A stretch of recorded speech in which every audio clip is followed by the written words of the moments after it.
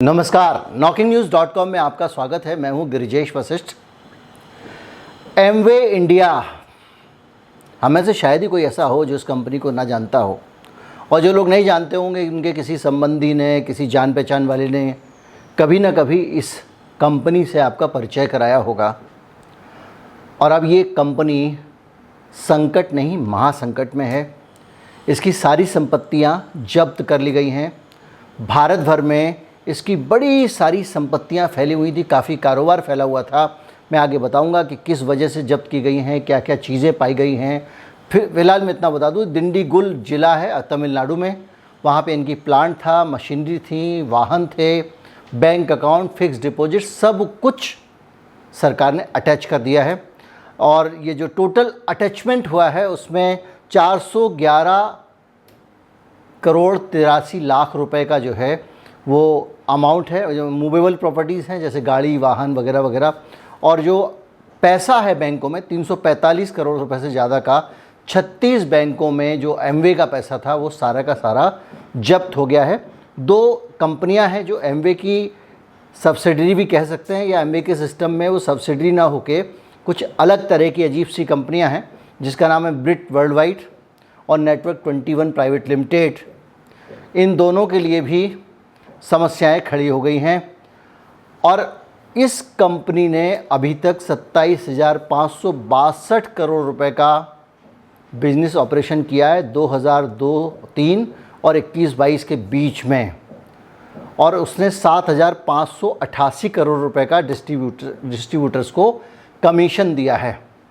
अब वो कितना जाता है, ऐसे बढ़ जाता है, ये वो कहानियाँ सुनाते हैं, अलग बात है। लेकिन एक्चुअल अमाउंट को आप देखें तो 27,562 करोड़ रुपया का बिजनेस किया, जिसमें से उन्होंने अपने डिस्ट्रीब्यूटर को जो इनाम देते हैं उसमें केवल 7500 करोड़ रुपए ही दिए।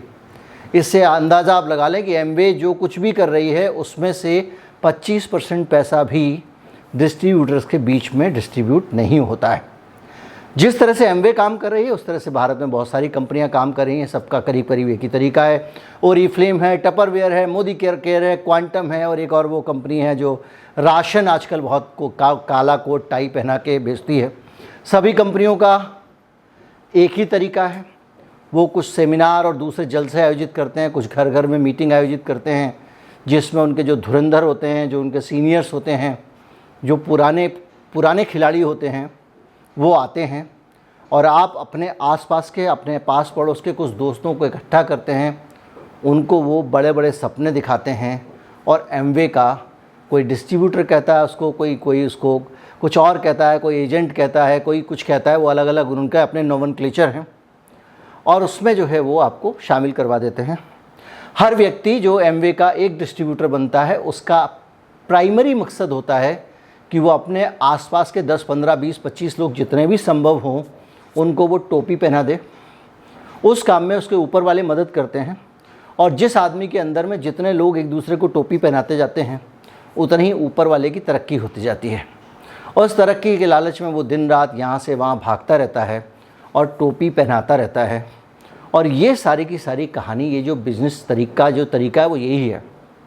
तरीका ये है कि एक आदमी है, उसने अगर मान लीजिए 5 डिस्ट्रीब्यूटर बना दिए, 5 ने और 5-5 बना दिए, तो ये जो है आप सोचिए 125 या 25-30 डिस्ट्रीब्यूटर वैसे ही हो गए एक चेन में। और अगर आपकी 13, 14, 15 चेन हो गई तो आप सोचिए कितने सारे लोग उससे जुड़ गए।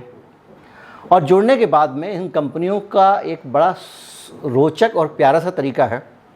ये कंपनियाँ, ये जो छापा पड़ा है और ये जो इनकी संपत्तियाँ अटैच की गई, जब्त की गई हैं, इसीलिए जब्त की गई हैं क्योंकि इनके ऊपर जो पोंजी स्कीम टाइप की होती है ना, नेटवर्किंग, पैसे का नेटवर्क बनाने का ही इनके ऊपर आरोप लगा है। इनके ऊपर कोई और आरोप नहीं लगा है। अब आप ज़्यादातर लोग, और जो लोग इसके साथ इमोशनली जुड़े हुए हैं, वो ये मानते हैं और कहेंगे कि भाई ये तो सामान बेचते थे, ये कौन सा पैसे का नेटवर्क बनाते थे। इन कंपनियों ने बड़ा प्यारा सा तरीका निकाला हिंदुस्तान में ऑपरेट करने का। 10 रुपये वाला प्लास्टिक का डब्बा है मान लीजिए, जो हो सकता है बुध बाज़ार पे थोड़ा लेस क्वालिटी का हो, तो वो 10 रुपये वाला डब्बा 20 में बनाइए और लोगों को कहिए कि भाई ये डब्बा आप बेचें, और हम आपको जो है केवल माल बेच रहे हैं और माल एक दूसरे को बेचे जा रहे हैं, उस सेल के ऊपर आपको इंसेंटिव दे रहे हैं। लेकिन सच ये है कि वो 10 रुपये का जो डब्बा है उसको आप 100 रुपये का बेच रहे हैं। भारत में MRP को लेकर के तो कोई कानून है ही नहीं है, दुनिया में ही नहीं है। कॉस्टिंग कैसे तय करते हैं इसकी फुली छूट है, आप उसको 200 का भी बना सकते हैं। और ज़्यादातर ये कंपनियां ऐसे ही आइटमों में डील करती हैं जिनको लेकर मार्केट में कंपटीशन ना हो। प्लास्टिक के आइटम, कॉस्मेटिक आइटम और दूसरी इस तरह की चीज़ें हैं जिनको ये बेहतर क्वालिटी का बताकर कई गुने दाम में आपको बेचते हैं। अब आपने 10 रुपये का जो एक डब्बा था उसको जब आपने 100 रुपये का बेचा और उस 90 रुपये में से 40 रुपये वो ऊपर उसके नीचे वालों में बढ़ते चले जाएंगे, तो क्या होगा? होगा ये कि धीरे धीरे धीरे करके आपको लग रहा है कि मैं डब्बा बेच रहा हूँ 100 रुपये का, लेकिन आप 100 रुपये का डब्बा नहीं बेच रहे होंगे। जो उस डब्बे के ऊपर मोटा मुनाफा है 90 रुपये का, उसके बीच में आप चेन सिस्टम चला रहे होंगे। वो एक चेन सिस्टम है और जो चेन सिस्टम गैरकानूनी है उसको रोक ना दिया जाए, इसलिए 100 रुपये की चेन में एक 10 रुपये का डब्बा जोड़ दिया गया है ताकि आपको लगे कि ये डब्बे का कारोबार है, जबकि वो चेन वाला ही सिस्टम है। और यही वजह है कि इस कंपनी के ऊपर इतने सालों बाद पहली बार एक सख्त एक्शन हुआ है। और इसी स्टाइल में सारी की सारी मल्टी लेवल मार्केटिंग या नेटवर्क मार्केटिंग जो भी आप कहे वो कंपनियां काम करती हैं।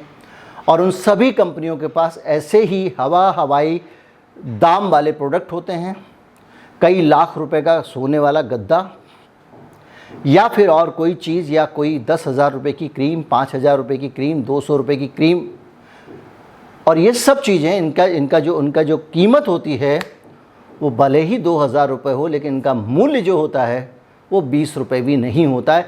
ये इनका काम करने का तरीका है। इसी तरह से ये सप्लीमेंट और दूसरी खाने पीने की चीज़ें, दवाइयाँ, हेल्थ सप्लीमेंट और बहुत सारी चीज़ें बेचते हैं, उसको लेकर ओवर प्रॉमिसिंग होते हैं। इनके एजेंट्स को 2 छोटी सी ट्रेनिंग करके ये घोषित कर दिया जाता है कि न्यूट्रिशनल एक्सपर्ट हैं ये। और आप अगर उस पूरे चक्र में नहीं फंसते हैं तो उसके लिए बड़ी बड़ी सेमिनार आयोजित की जाती हैं, जहाँ पे जो पुराने डिस्ट्रीब्यूटर हैं वो बड़ी फेंकते हैं आपको, और आपको बताएंगे कि मेरे पास तो मर्सिडीज़ है, मेरे पास तो BMW है, मैंने लाखों बनाए, मैंने करोड़ों बनाए। मैं उनके भी भारत रत्न की तरह उनके भी जो है वो एमरल्ड होता है, और उनके सिल्वर होता है, उनका गोल्ड होता है, डायमंड होता है। इस तरह से उनके अलग अलग स्टेजेस होते हैं और वो आते हैं ऊपर मंच पे और अपना ऐसा जादू बिखेरते हैं। और फिर आप वो जादू देख कर आते हैं, फिर अपने 10 दोस्तों को 10 मुर्गे फंसाते हैं, उनको भी लेके जाते हैं, देखो कितनी जादुई चीज़ है यार, बन जाना, तेरी भी लाइफ बन जाएगी। वो भी जल्दी से फॉर्म भर देता है और इस तरह से पूरा भारत इस पूरे सिलसिले में आता चला जाता है। ये कंपनी पहली बार इस पूरे कार्यक्रम में नहीं आई है, इससे पहले से भारत में कंपनियां मौजूद हैं। मोदी केयर पहले से काम कर रही है, क्वांटम पहले से काम कर रही थी, ओरिफ्लेम पहले से काम कर रही थी, एवॉन पहले से काम कर रही थी।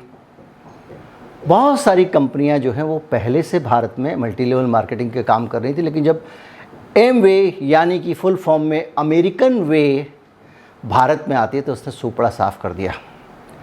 और जब भारत में अमेरिकन वे एमवे आई थी तो उसको ज्वाइन करने के लिए आपको उसका डिस्ट्रीब्यूटर बनने के लिए 4,000 रुपये देने पड़ते थे। ये अपने आप में एक चेन सिस्टम का सबूत है।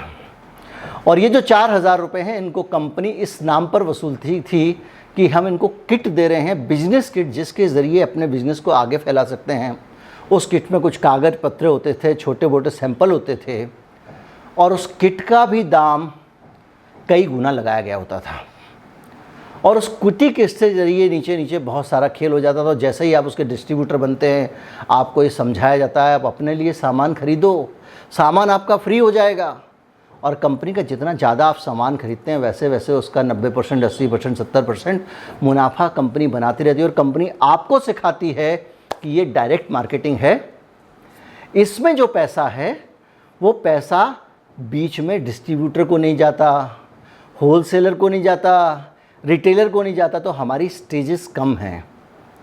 लेकिन हालत ये जो मैंने आपको डाटा बताया कि कंपनी ने किस तरह से इस सारे मामले को किया, और ये कंपनियां लगातार सरकार की नज़र पे हैं।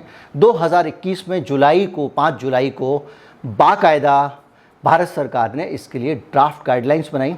और ये केस एमवे पर आज से नहीं है, 2011 से ये मुकदमा चल रहा है और जिसमें जाके अब एमवे अच्छी तरह से फंसा है। तब से ये लगातार इसको इधर उधर कर रहा था। 2013 में भी कुछ केसेस हुए थे इनके खिलाफ साउथ में, लेकिन वो अदालत में मामला आया लेकिन ढीला का ढीला रह गया, क्योंकि ये बहुत बड़ी कंपनियां थी, उनके पास बहुत सारे फालतू पैसे थे और इनके पास मनी लॉन्ड्रिंग का आरोप भी लिखा है। ये एमवे के बिजनेस के नाम से पैसे को ले जाते थे और उसको वाइट करके लाते थे। खैर, 2021 में 5 जुलाई को एक ड्राफ्ट रूल बना, इसमें रजिस्ट्रेशन वसूलने पर रोक लगा दी गई थी। यानी रजिस्ट्रेशन फ़ी जो 4,000 रुपये एमवे वसूलता था वो रीफ्लेम वसूलता था 800 या 1,000 रुपये। ये कहा गया इसमें कि अब इसको रोक देना चाहिए, क्योंकि रजिस्ट्रेशन फ़ी के नाम पे ही चेन नेटवर्क हो जाएगा, चेन स्कीम आ जाएगी, जो कि गैरकानूनी है, क्योंकि उसमें आदमी 4 आदमी को लूटता है, ऊपर वाले को देता है, ऊपर वाला उस लूट का हिस्सा उसको दे देता है, तो उसके पास कुछ पैसे ज़्यादा हो जाते हैं, आगे वाले को छोड़ दिया जाता है, दूसरों को लूट ले, अपना कोटा पूरा कर ले। इस तरह से चेन स्कीम, इसलिए नई बंदिशें लगाई गई। उसमें जो रूल आया उसमें कहा गया कि इन कंपनियों को कंज्यूमर प्रोटेक्शन एक्ट के दायरे में लाना ही होगा और लाया जाएगा, और इनके ऊपर बाकायदा पेनल्टी लगाने का प्रावधान भी किया गया। प्रोडक्ट की क्वालिटी ख़राब निकले तो आप शिकायत भी कर सकते हैं, आप जब चाहें प्रोडक्ट वापस कर सकें, इसकी व्यवस्था की गई। ये कहा गया कि 24 घंटे आपका एक कस्टमर केयर काम करना चाहिए, आपकी कंपनी में एक अधिकारी अलग से होना चाहिए जो ग्राहकों की शिकायतों के लिए काम करे। इसके अलावा उद्योग विभाग ने कहा कि आपको भारत में अपना एक ऑफिस रजिस्टर ज़रूर कराना पड़ेगा और आपके जितने भी कम्युनिकेशन हैं, जितने भी चिट्ठी पत्री रसीद, सबके ऊपर उस रजिस्ट्रेशन नंबर को मेंशन करना पड़ेगा।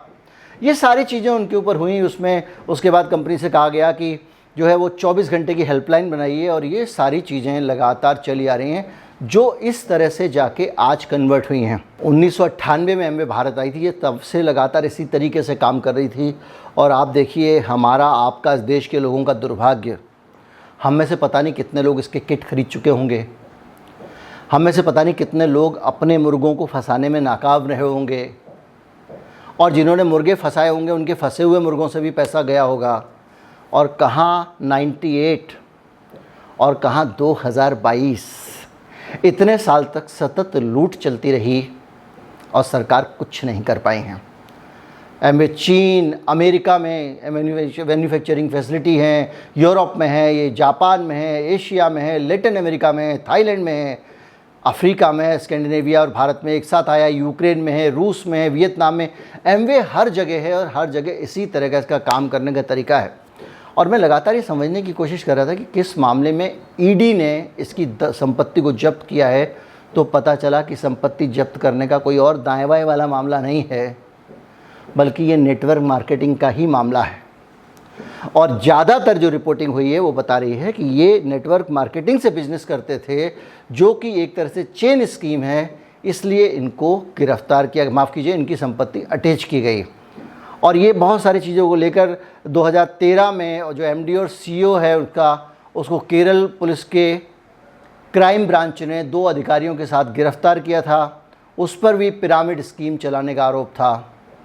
अब भी पिरामिड स्कीम चल रही है और उसके बाद उनको जमानत मिल गई थी, कारोबार प्रभावित नहीं हुआ, फिर वैसा का वैसे ही चलता रहा। अब बड़ा मसला ये है कि खाली एमवे पिरामिड स्कीम तो चला नहीं रही है, पिरामिड स्कीम चलाने वाली बहुत सारी कंपनियां हैं भारत में, जैसे मैंने आपको बताया मोदी केयर है, क्वांटम है, ओरीफ्लेम है, और भी बहुत सारी हैं। वो एक राशन वाशन बेचने वाली भी कोई कंपनियां, बहुत सारी कंपनियां हैं, टपरवेयर है। अब बड़ा सवाल इस बात का है कि ये जो पिरामिड स्कीम चला रही हैं, जो नेटवर्क मार्केटिंग कर रही हैं कंपनियां, क्या ये सारी कंपनियां भी अब चपेट में आने वाली हैं?